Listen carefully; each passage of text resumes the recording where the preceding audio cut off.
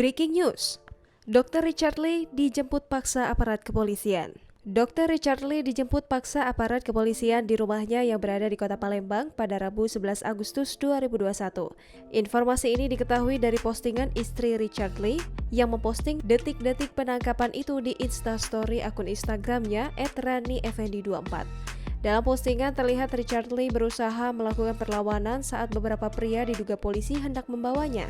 Teriakan sang istri juga turut terdengar jelas berusaha melindungi suaminya meski sembari merekam peristiwa tersebut. Seorang perempuan juga terlihat berusaha menahan tubuh Richard Lee agar tidak dibawa pergi pria-pria diduga polisi itu. Perlawanan terus dilakukan Richard Lee maupun keluarganya. Namun upaya itu tidak kunjung membuahkan hasil sebab Richard Lee tetap saja dibawa pergi. Sementara usai memposting video tersebut, Rani Effendi juga menuliskan 2 status di Instastory-nya berisi kata-kata kekecewaan atas penangkapan paksa yang dialami sang suami.